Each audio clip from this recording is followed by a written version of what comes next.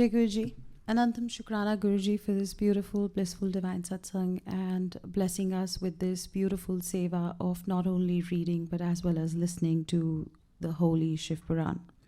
Let's begin with the synopsis of last week. Last week we read chapter 2 and chapter 3 of SataRudrasamhita. In this we read that Nandishvara narrated or told Lord Brahma about the 8 forms of Lord Shiva that were pervading in the universe. The first form of Lord Shiva is called Sarva. In this form, Lord Shiva exists as the earth that holds the entire universe of the mobile and the immobile beings together. The second form is called Bhava. In this form, Lord Shiva exists as water that enlivens the entire world. The third form is called Ugra. In this form, he exists as the inner and the outer universe, and he also allows it to throb. The fourth form is called Bhima. In this form, he differentiates between the different group of elements and accords spaces to all of them. The fifth form of Lord Shiva is known as the Pashupati form. In this form, he supports the individual souls. The sixth form is called Ishana. In this form, he brightens up the entire universe in a form of sun. The seventh form is Mahadeva. In this form, he strengthens and fattens up the universe in form of moon. And the last form is Atman, in which he pervades in the entire universe. In the next chapter, Nandishvara also narrated about the half male and half female incarnation of Lord Shiva. He told Brahma that once, when Brahma was given the power of creating more subjects, the subjects did not multiply. So a celestial voice told Brahma that he needs to create more subjects through power of copulation or the process of copulation. But the problem was that Brahma had never created a woman and he did not know how to do so. So he decided to perform great penance of Lord Shiva so that Lord Shiva could guide him in the process. When he performed the penance, Lord Shiva was delighted and appeared in half male and half female form in front of Brahma. He told Brahma that he was delighted with his penance and he knew what Brahma desired. So he detached the female part of Shiva from his body. Now when Brahma saw the female part of Shiva, he bowed down in front of Shiva and eulogized her greatly. Then he requested the goddess to grant him the boon of power or the power of creating women for the purpose of copulation. Now Brahma also requested the goddess to be born as the daughter of his son Daksha. Now, hearing this, goddess granted him the boon, and from the center of her eyebrows emerged Shakti, which had the same luster as the goddess herself. Now, this goddess was born as Daksha's daughter. Now, after that, the female goddess Shiva united with the male god Shiva, and Shiva vanished from there, and Brahma began the process of creation of more subjects through women. This is how women came into existence, and more creations were made through copulation. Now we will read the next chapter, which is chapter 4, the story of Rishabha. Today, Reema Auntie will be reading this chapter in English, and Ashwini Uncle will be reading this chapter in Hindi. Enjoy the readings. Jai Guruji, Shukrana Guruji.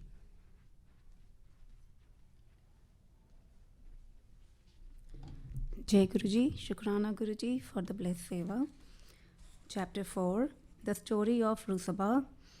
Nandishvara said, O omniscient Sanat Kumara, the story of Shiva that ever confers happiness was gladly and lovingly narrated by Shiva to Brahma.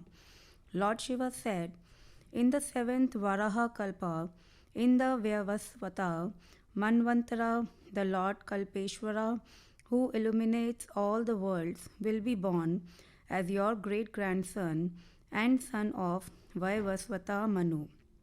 O Creator, in that Manvantara, all the 4 yugas will take place. For the welfare of the worlds and for the benefit of the Brahmins, O Creator, whatever will take place in the yuga called Dwapar, I foresee now. In that first yuga, towards the close of Dwapar and the beginning of Kali, when Vyasa is Swayam Prabhu, I will be born as the great sage named Sweta, with a tuft for the welfare of Brahmins. Then, O Brahma, on the mountain Chagala, the beautiful summit of Himavat, will be born, my disciples endowed with tuft. Those four disciples, Sweta, Swetasika, Swetasva, and Swetalohita, will come to my city by the yoga of meditation. Realizing my unchanging real form, the devotees will become devoid of birth, death, and old age and will meditate on the Supreme Brahma. O dear Pitamaha, except through meditation, I cannot be seen by men by resorting to charitable gifts and sacred rites that bring about the bondage of karma. In the second eon of Dwapar, when the patriarch Satya becomes Vyasa, I will be born as Sutara and continue to live in Kali age.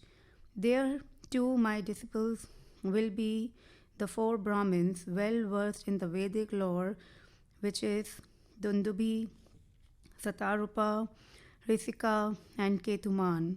By resorting to the yoga of meditation, all the four will go to my city, and then realizing my unchanging real form, they will become liberated. In the third eon of Dwapara, in the age of Bhargava, Vyasa, I will be born as Damana at the outskirts of the city. Four sons will be born of me there, which is Visoka, Visesa, Vipapa, and Papanasana. O four-faced deity, I will help Vyasa and will propagate firmly the path of renunciation in the Kali age.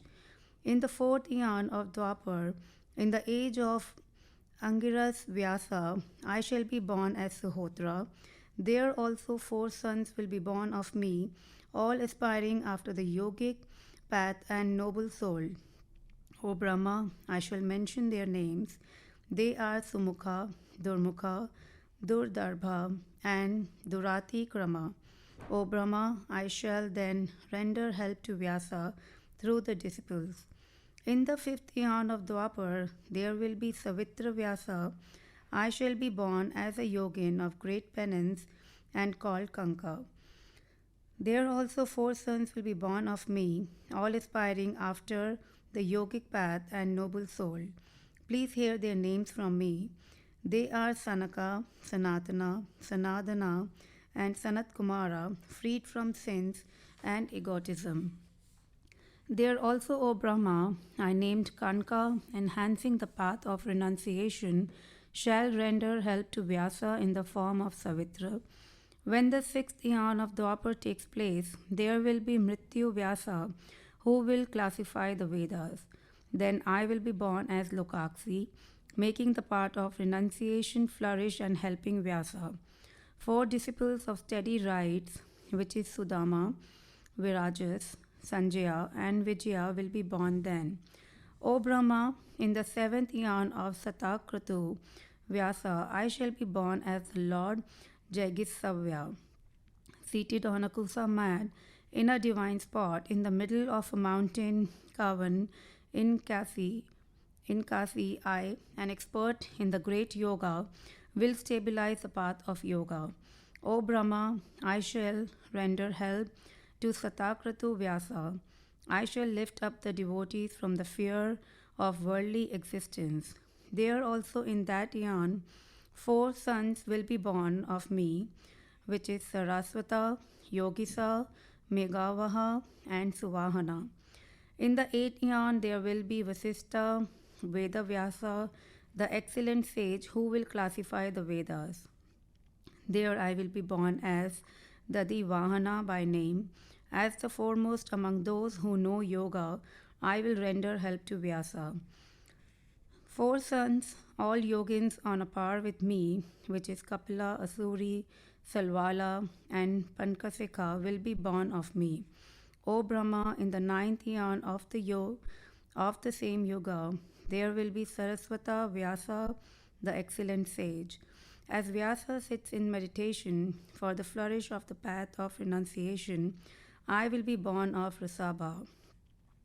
There Parasara, Garga, Bhargava, and Girisa, all good yogins, will be my 4 disciples. O Patriarch, with them I will stabilize the path of yoga. O good sage, I will render help of Ved Vyasa. O Brahma, in that form, I, the merciful, will cause the uplift of many distressed devotees from the worldly existence. O Brahma, such is my incarnation named Risabha.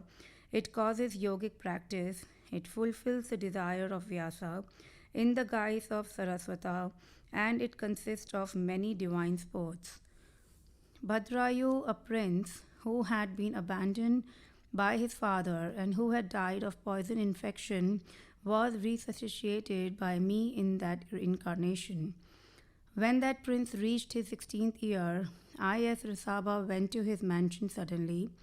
O Patriarch, being duly worshipped by him, that sage of good form, the storehouse of mercy instructed him in virtues in connection with the administration of his kingdom. Becoming excessively delighted, he gave him a divine conch and a lustrous sword that could destroy his enemies. The Lord, favorably disposed to the indigent, smeared his body with the ashes from his own body and gave him the strength of 12,000 elephants. After consoling Bhadrayus and his mother very well, Lord Risabha, after being duly worshipped by them, went as he pleased. O Brahma, the saintly king Bhadrayu conquered all his enemies, married Kirti Malini, and virtuously ruled the kingdom. Thus the 9th Risabha incarnation of Shiva has been narrated to you. He is the goal of the good and kinsman of the indigent. The story of Risabha is great, highly sacred, and conducive to heaven, fame, and longevity. It shall be listened to with devoted attention. Jai Guruji, we complete chapter 4. Ashwini uncle will be reading in Hindi. Shukrana Guruji.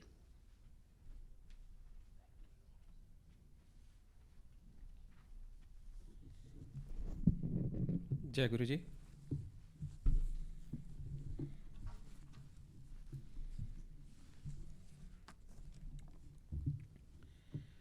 अध्याय 4। वाराह कल्प में होने वाले शिवजी के प्रथम अवतार से लेकर नवम ऋषभ अवतार का वर्णन। नंदीश्वर जी कहते हैं, सर्वज्ञ सनत कुमार जी, एक बार रुद्र ने हर्षित होकर ब्रह्मा जी से शंकर के चरित्र का प्रेम पूर्वक वर्णन किया था। वह चरित्र सदा परम सुखदायक है, उसे तुम श्रवण करो। वह चरित्र इस प्रकार है। शिवजी ने कहा था, ब्रह्मा, वाराह कल्प के 7वें मनवंतर में संपूर्ण लोगों को प्रकाशित करने वाले भगवान कल्पेश्वर, जो तुम्हारे प्रपुत्र हैं, वैवस्वत मनु के पुत्र होंगे। तब उस मनवंतर की चतुर्युगियों के किसी द्वापर युग में मैं लोगों पर अनुग्रह करने तथा ब्राह्मणों को का हित करने के लिए प्रकट होऊंगा। ब्रह्मा, युग प्रवृत्ति के अनुसार उस प्रथम चतुर्युगी के प्रथम द्वापर युग में जब प्रभु स्वयं ही व्यास होंगे, तब मैं उस कलयुग के अंत में ब्राह्मणों के हितार्थ शिवा सहित श्वेत नामक महामुनि होकर प्रकट होऊंगा।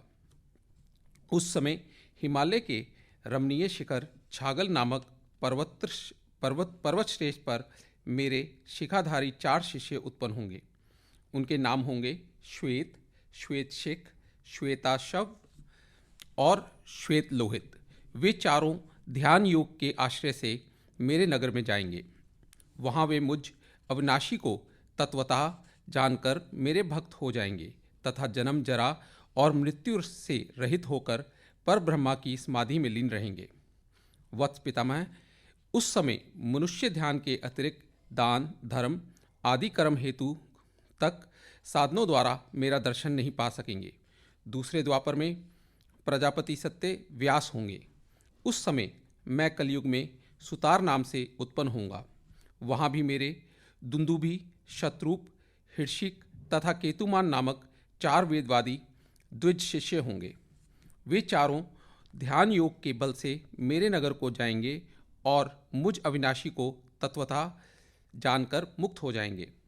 तीसरे द्वापर में जब भार्गव नामक व्यास होंगे तब मैं भी नगर के निकट ही दमन नाम से प्रकट होऊंगा। उस समय भी मेरे विशोक, विशेष, विपाप और पापनाशन नामक 4 पुत्र होंगे। चतुरानन, उस अवतार में मैं शिष्यों को साथ ले व्यास की सहायता करूंगा और उस कलयुग में निर्वृति मार्ग को सुदृढ़ बनाऊंगा। चौथे द्वापर में जब अंगिरा व्यास कहे जाएंगे उस समय मैं सुहोत्र नाम से अवतार लूँगा। उस समय भी मेरे 4 योग साधक महात्मा पुत्र होंगे। ब्रह्मा, उनके नाम होंगे सुमुख, दुर्मुख, दुर्दम और दुरितिकर्म। उस अवसर पर भी इन शिष्यों के साथ मैं व्यास की सहायता में लगा रहूँगा। 5वें द्वापर में सविता व्यास नाम से कहे जाएंगे। तब मैं कंक नामक महातपस्वी योगी होऊंगा। ब्राह्मण, वहाँ भी मेरे 4 योग साधक महात्मा पुत्र होंगे। उनके नाम बतलाता हूँ, सुनो। सनक, सनातन, प्रभावशाली सनंदन और सर्वव्यापक निर्मल तथा अहंकार रहित सनत कुमार। उस समय भी कंक नामधारी मैं सविता नामक व्यास का सहायक बनूंगा और निर्वृति मार्ग को बढ़ाऊंगा। पुनः 6ठे द्वापर के प्रवृत्त होने पर जब मृत्यु लोक कारक व्यास होंगे और वेदों का विभाजन करेंगे, उस समय भी मैं व्यास की सहायता करने के लिए लोकाक्षी नाम से प्रकट होऊंगा और निर्वृति पथ की उन्नति करूंगा। वहाँ भी मेरे 4 दृढ़व्रती शिष्य होंगे। उनके नाम होंगे सुदामा, विरजा, संजय और विजय। विधे 7वें द्वापर के आरंभ में जब शातक्रतु नामक व्यास होंगे, उस समय भी मैं योग मार्ग में परम निपुण जैगिष्पश्वय नाम से प्रकट होऊंगा और काशीपुरी में गुफा के अंदर दिव्य द्वेष में कुशासन पर बैठकर योग को सुदृढ़ बनाऊंगा तथा शतक्रतु नामक व्यास की सहायता और संसार भय से भक्तों का उद्धार करूंगा। उस युग में भी मेरे सारस्वत, योगीश, मेघवाह और सुवाहन नामक 4 पुत्र होंगे। 8वें द्वापर के आने पर मुनीश्वर वशिष्ठ वेदों का विभाजन करने वाले वेद व्यास होंगे। योगवितम, उस युग में भी मैं दधिवाहन नाम से अवतार लूँगा और व्यास की सहायता करूँगा। उस समय कपिल, आसुरी, पंचिक और शाल्वल नाम से मेरे 4 योगी पुत्र उत्पन्न होंगे जो मेरे ही समान होंगे। ब्राह्मण, नवी चतुर्युगी के द्वापर युग में मुनिश्रेष्ठ सारस्वत व्यास नाम से प्रसिद्ध होंगे। उन व्यास के निर्वृति मार्ग की वृद्धि के लिए ध्यान करने पर मैं ऋषभान नाम से अवतार लूँगा। उस समय पराशर, गर्ग, भार्गव तथा गिरीश नाम के 4 महायोगी मेरे शिष्य होंगे। प्रजापते, उनके सहयोग से मैं योग मार्ग को सुदृढ़ बनाऊंगा। समुने, इस प्रकार मैं व्यास का सहायक बनूंगा। ब्रह्मा, उसी रूप से मैं बहुत से दुखी भक्तों पर दया करके उनका भवसागर से उद्धार करूंगा। मेरा वह ऋषभ नामक अवतार योग मार्ग का प्रवर्तक सारस्वत व्यास के मन को संतोष देने वाला और नाना प्रकार से रक्षा करने वाला होगा। उस अवतार में मैं भद्रायु नामक राजकुमार को, जो विषदोष से मर जाने के कारण पिता द्वारा त्याग दिया जाएगा, जीवन प्रदान करूंगा। तदनंतर उस राजपुत्र की आयु के 16वें वर्ष में ऋषभ ऋषि, जो मेरे ही अंश हैं, उसके घर पधारेंगे। प्रजापते, उस राजकुमार द्वारा पूजित होने पे वे सद्रूपधारी कृपालु मुनि उसे राजधर्म का उपदेश करेंगे। तत्पश्चात वे दीन वत्सल मुनि हर्षित चित्त से उसे दिव्य कवच, शंख और संपूर्ण शत्रुओं का विनाश करने वाला एक चमकीला खड्ग प्रदान करेंगे। फिर कृपापूर्वक उसके शरीर पर भस्म लगाकर उसे 12,000 हाथियों का बल भी देंगे। यूं माता सहित भद्रायु को बलिभांति आश्वासन देकर तथा उन दोनों द्वारा पूजित हो प्रभावशाली ऋषि मुनि स्वेच्छानुसार चले जाएंगे। ब्रह्मा, तब राजऋषि भद्रायु भी रिपुगुणों को जीतकर और कीर्ति मालिनी के साथ विवाह करके धर्मपूर्वक राज्य करेगा। मुने, मुझे शंकर का वह ऋषभ नामक नवा अवतार ऐसा प्रभाव वाला होगा, वह सत्पुरुषों की गति तथा दीनों के लिए बंधु साहित्यकारी होगा। मैंने उसका वर्णन तुम्हें सुना दिया। यह ऋषभ चरित्र परम पावन, महान तथा स्वर्ग, यश और आयु को देने वाला है, अतः इसे प्रयत्नपूर्वक सुनाना चाहिए। अध्याय 4 समाप्त।